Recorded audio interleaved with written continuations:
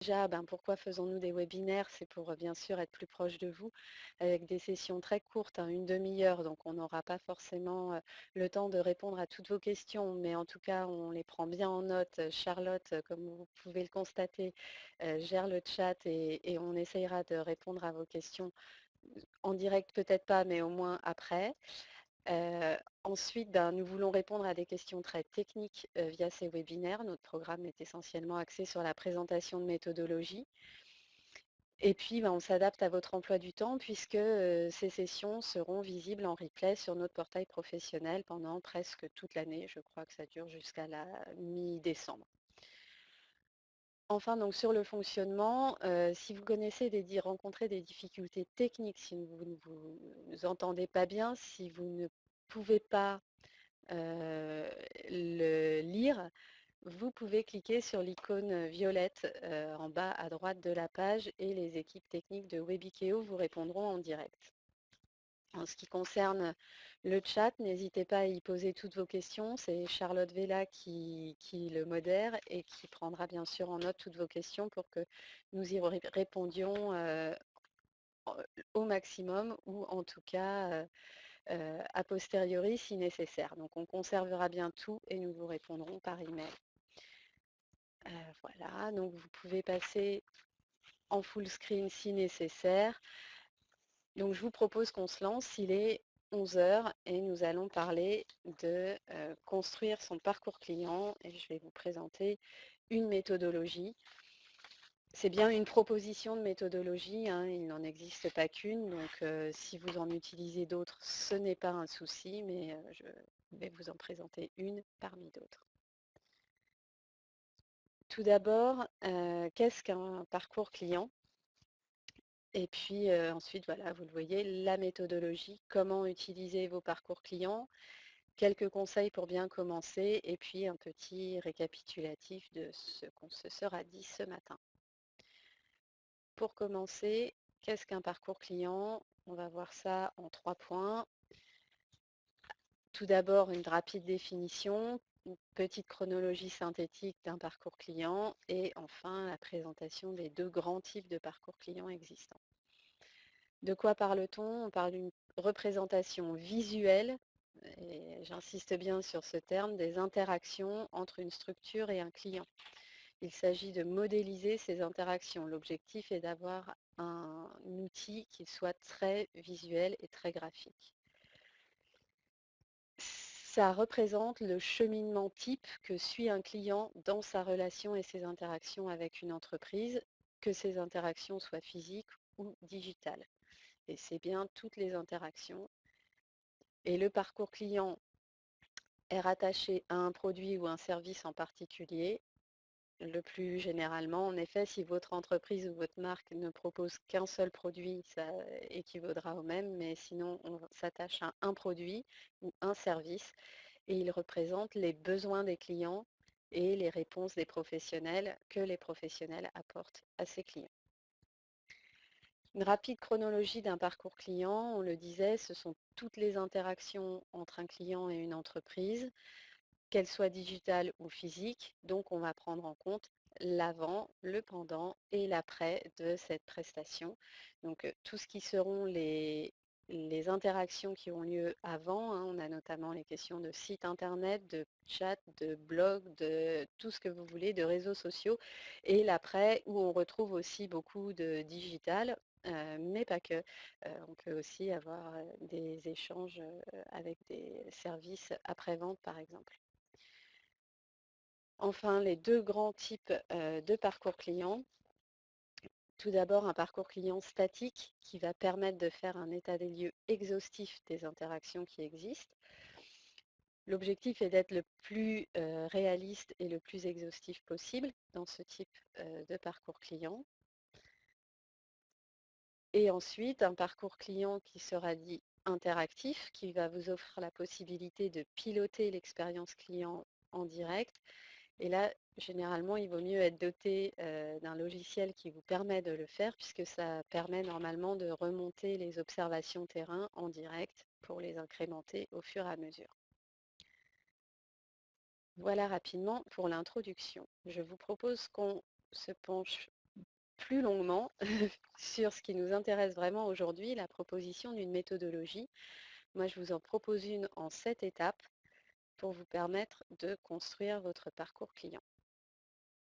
Tout d'abord, bien sûr, définir vos objectifs, déterminer votre périmètre de réflexion, créer un persona, lister, représenter les différents points de contact avec le client, enrichir votre cartographie, identifier des moments clés et, bien sûr, la mise en forme.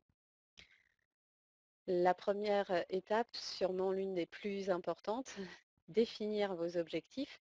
Soyez particulièrement précis à cette étape, puisque tout ce que vous ferez après découlera des objectifs que vous aurez définis au tout début. Donc il faut bien décider pourquoi vous construisez un parcours client. Est-ce que c'est pour améliorer la satisfaction client, fluidifier vos parcours, déployer des programmes relationnels?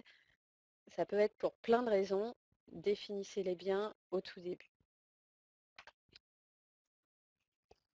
Ça vous permettra aussi de savoir si le parcours que vous allez construire sera un parcours centré sur la correspondance entre les différents points de contact du client avec l'entreprise et son organisation. C'est ce qu'on peut voir dans l'exemple qui est présenté là. Je vous le grossis un petit peu.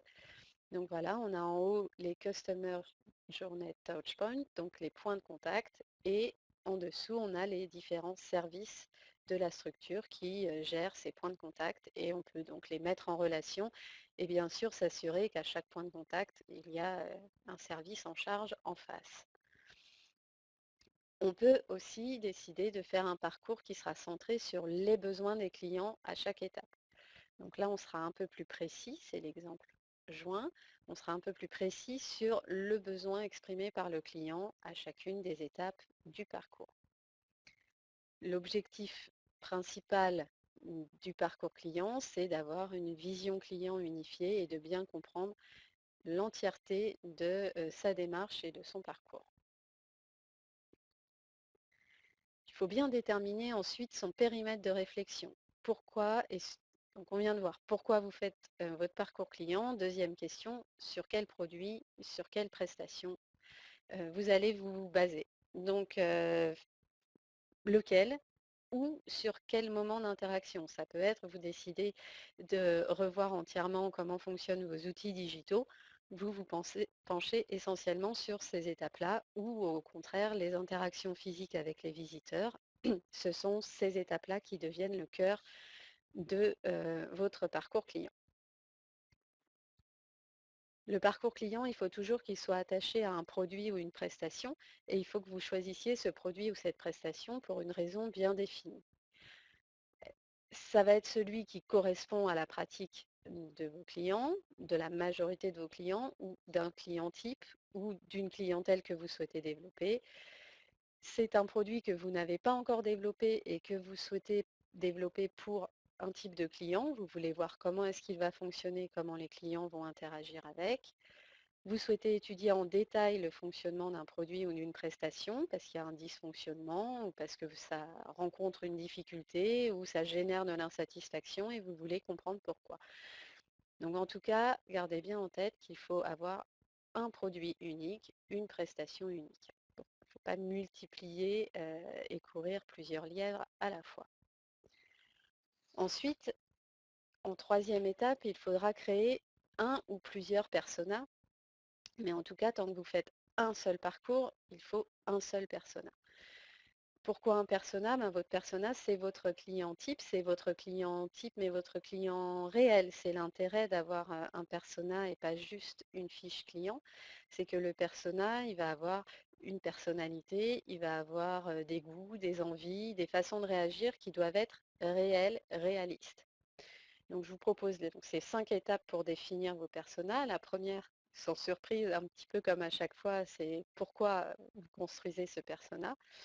Ensuite, recueillir toute la connaissance client dont vous disposez sur ce type de client. Bien sûr, faire remonter tout ce que vous avez au niveau écoute client. Synthétiser tout ça et le présenter. Et je vais vous proposer 3 types de présentation. Donc la présentation découle vraiment des objectifs que vous aurez définis. Toutes les données clients ne sont pas nécessaires dans un persona. Il faut avoir les données qui vont vous intéresser pour construire votre parcours client. Donc voilà, vous pouvez en avoir là une fiche vierge. On en trouve plein sur Internet, vous trouverez plein de modèles. Si vous cherchez en tapant créer ces personas, vous allez trouver plein de modèles. Donc voilà quelques exemples.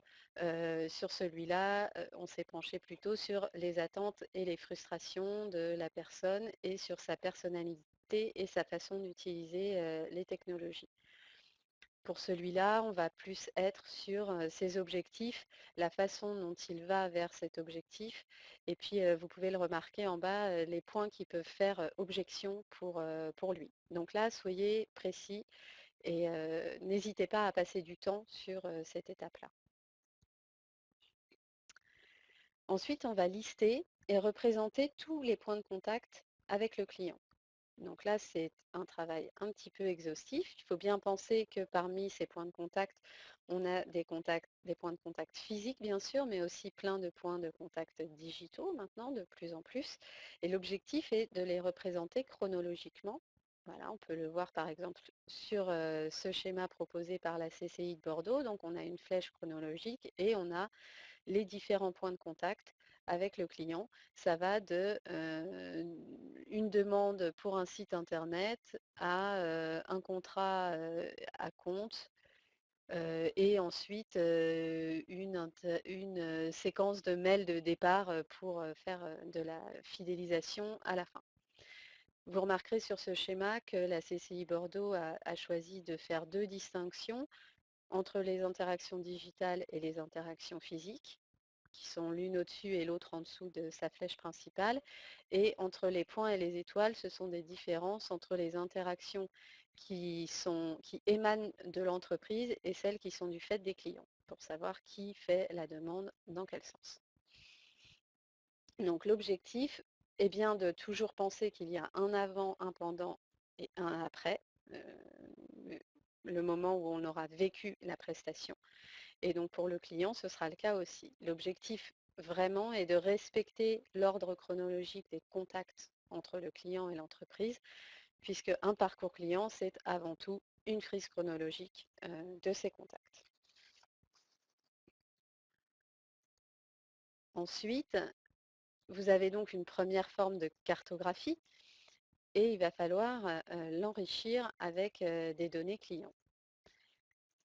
Pour chacune des étapes, vous pouvez vous poser la question, combien de clients sont utilisateurs de ce service? Est-ce que ce sont des types de clients en particulier? N'hésitez pas, dans un premier temps, à mettre les données chiffrées dont vous disposez sur cette cartographie. Vous pouvez aussi vous demander à chacune des étapes quelles sont leurs attentes, quels sont leurs besoins, quel est leur niveau de satisfaction si vous faites des études de satisfaction, donc quels sont leurs niveaux de satisfaction à chacune des étapes. Et de façon plus générale, quelles vont être leurs actions, leurs pensées et leurs sentiments à chacune des étapes.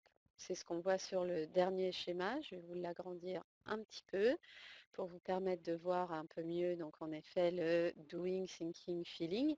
Donc, qu'est-ce que pense mon client à chacune des étapes? Et là, vous vous basez bien sûr sur le persona que vous avez construit. C'est à partir de lui que vous enrichissez cette cartographie avec toutes ces données clients. Donc oui, votre persona va avoir une façon de faire qui ne sera pas celle de tous. Votre persona va avoir des sentiments, votre persona va avoir sa propre personnalité et donc vous construisez à ce moment de la cartographie toutes ces données à partir de votre persona. C'est pour ça que c'est une étape importante, la construction du persona. Ensuite, vous identifiez les moments clés de votre parcours, les points où il va falloir que vous soyez le plus précis possible, qui nécessiteront peut-être d'avoir un parcours encore plus précis et défini pour cette étape-là. Ça peut être les services par lesquels la majorité de vos clients passent. Si 90% de vos clients utilisent un service, c'est vrai que c'est un moment clé de votre parcours forcément. Ça peut être les services qui génèrent le plus d'insatisfaction. Ça peut aussi être les moments qui vont être complexes pour votre client, les moments où il va y avoir une difficulté. Ceux qui sont motifs d'incompréhension, hein. Si vos études remontent qu'il y a un moment dans votre parcours où les trois quarts de vos clients ne comprennent pas ce qu'ils doivent faire, c'est un moment clé forcément. Ça peut aussi être le service où finalement vous avez 1% de vos clients qui l'utilisent. À vous de vous poser ensuite les bonnes questions. Est-ce que ce service, ce 1% de clients, il est vraiment important et auquel cas on garde cette étape-là dans le parcours client. Si ce n'est pas nécessaire, vous pouvez aussi passer cette étape. Ensuite, dernière étape, celle qui peut être aussi la plus agréable et la plus sympathique, le mettre en forme, le synthétiser pour pouvoir le présenter. Donc, je vous rappelle qu'un parcours client, c'est une interprétation visuelle. Donc, il faut que ce soit graphiquement agréable à lire, que ce soit facilement lisible et facilement gérable et que vous ayez un document agréable en main. C'est un client, un produit. Si vous avez deux clients et un produit, c'est deux parcours. Si vous avez deux produits et un client, c'est deux parcours aussi. C'est vraiment centré sur les besoins de l'utilisateur à chacune des étapes. Et surtout, c'est une frise chronologique. Donc surtout, conservez bien cet aspect chronologie du début à la fin. Je vous présente quelques exemples de mise en forme. Donc le premier pouvait être assez complexe à lire et nécessitait probablement d'être imprimé sur un format assez conséquent. Celui-là est graphiquement plus lisible, on va dire, et plus visuel en tout cas, dans la façon dont le parcours et la chronologie est présenté. Et celui-là vous montre qu'on peut aussi faire quelque chose qui soit graphiquement très esthétique, avec l'utilisation de différentes couleurs à différentes étapes, etc.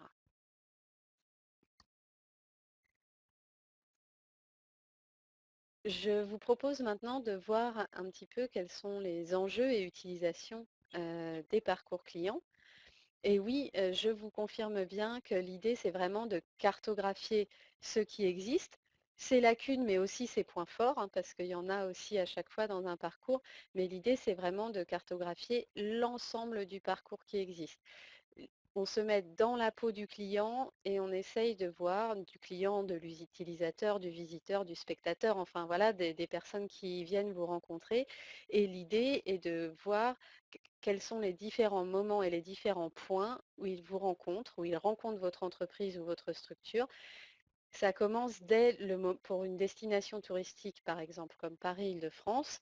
Le parcours client commence au moment même où le client se dit que vais-je faire pour mes vacances? Pourquoi pas Paris et sa région? Voilà.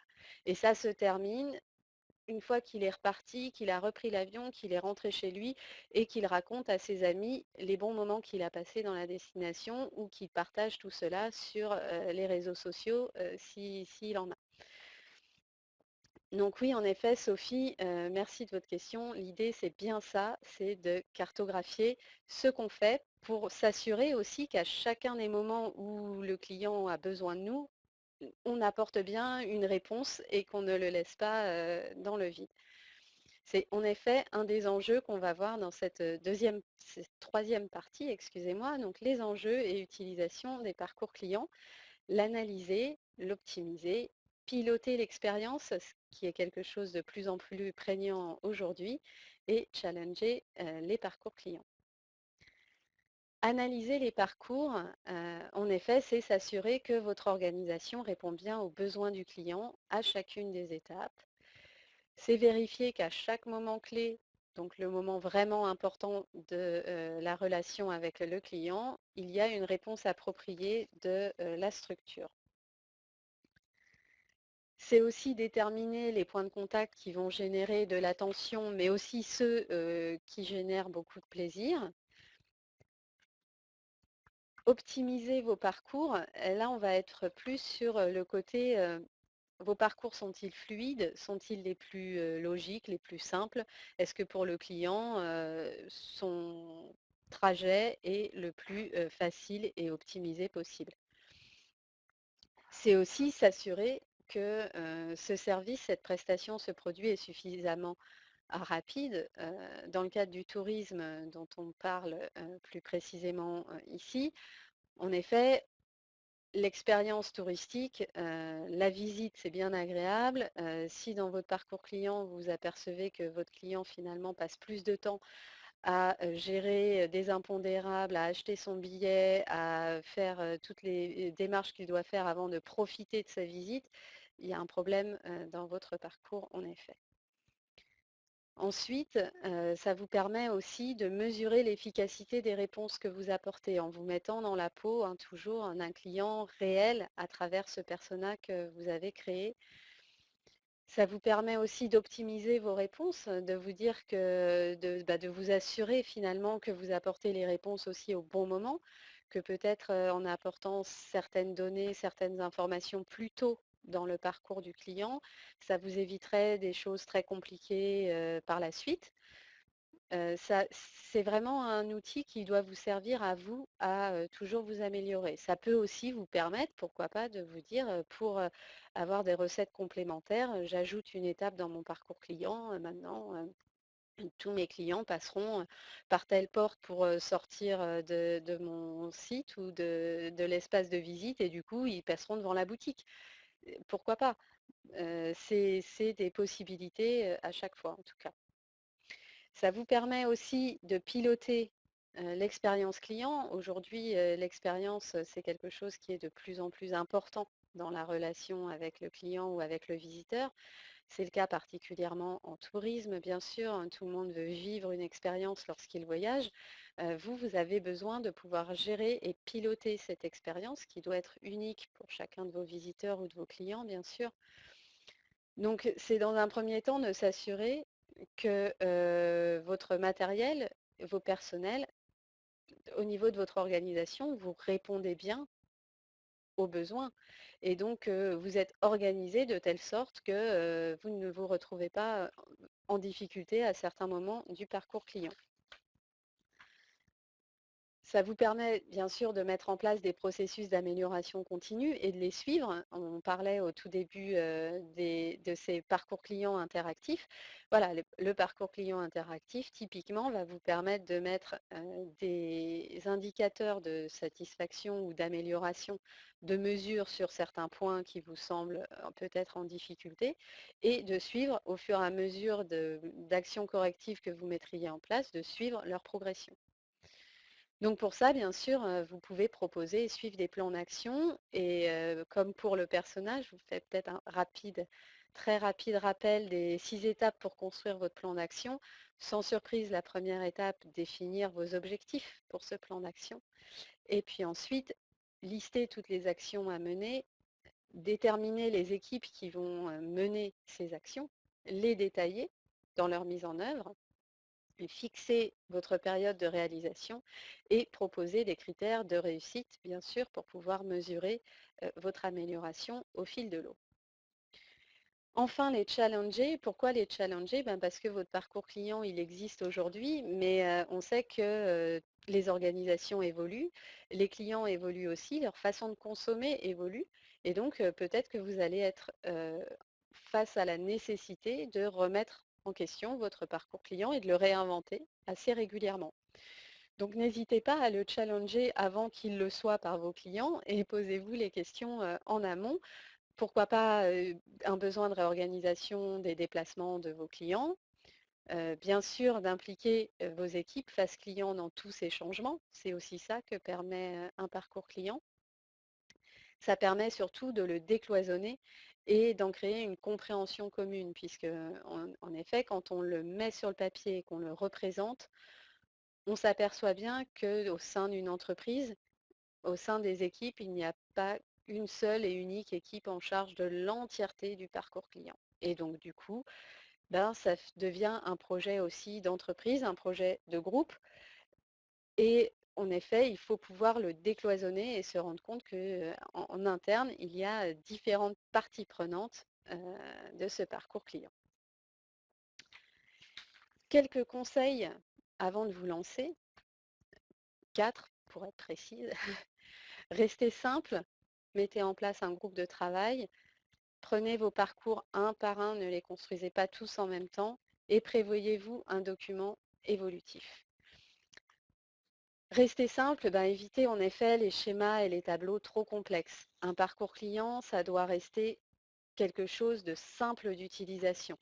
Vraiment, je vous le rappelle, c'est une frise chronologique et ensuite c'est le basique, c'est 4 colonnes ou 4 lignes en fonction de la façon dont vous souhaitez le représenter, dans lesquelles vous mettrez les phases de la relation, donc c'est les différentes étapes, les différentes interactions entre le client et l'entreprise, une ligne ou une colonne sur les actions du client, qu'est-ce qu'il fait, une autre ligne ou une autre colonne sur ses besoins et ses pensées à chacune des étapes, et une autre sur sa satisfaction, son état émotionnel. Est-ce qu'il est stressé, fâché, en grande difficulté, paniqué, etc.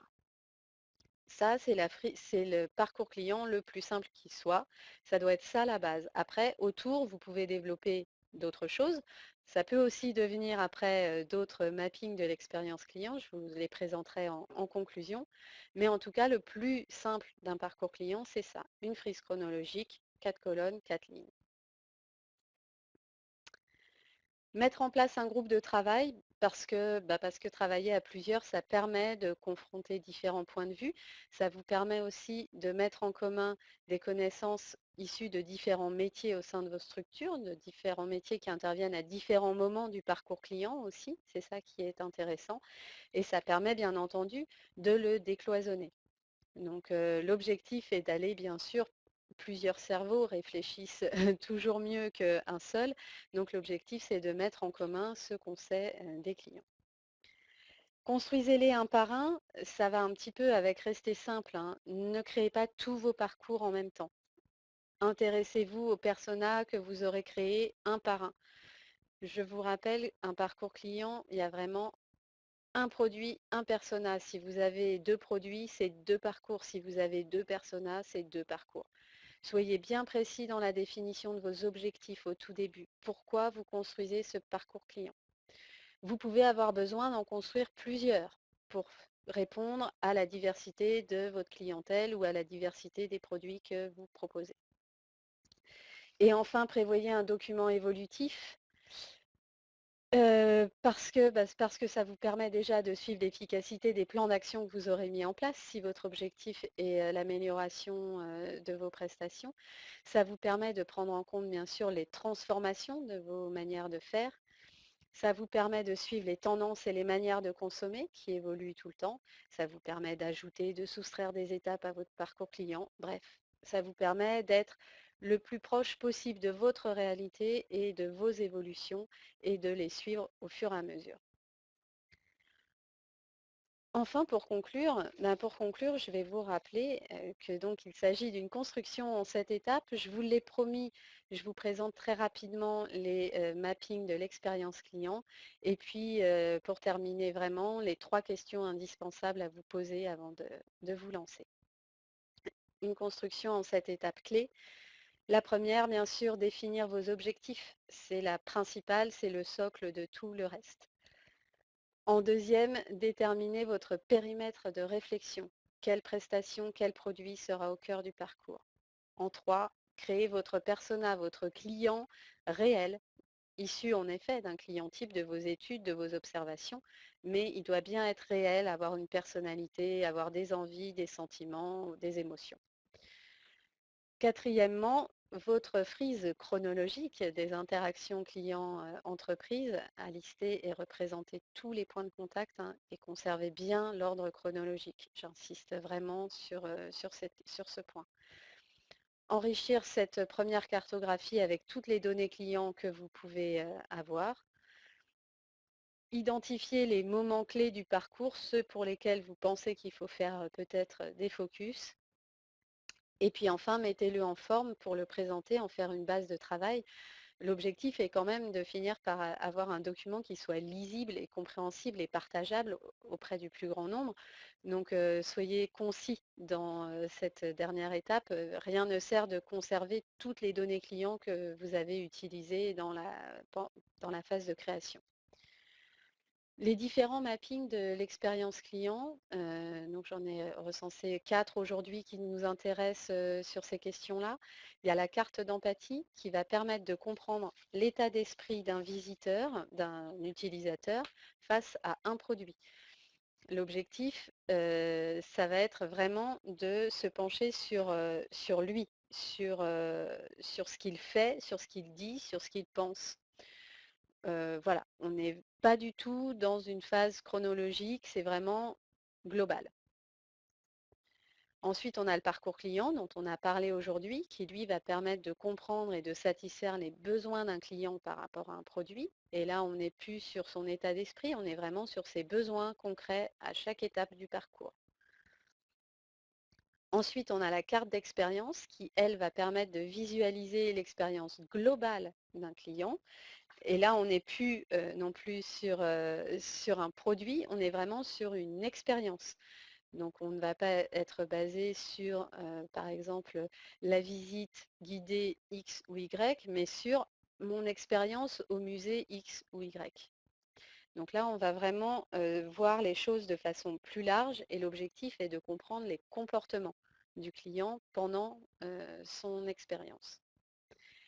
Et enfin, le dernier qui s'appelle le service Blueprint, où là, on va être sur quelque chose qui ressemble plus au parcours client, puisqu'on va suivre la chronologie d'un parcours, mais en face de tout ce qui se passe pour le client, on va mettre tout ce qui se passe pour l'entreprise.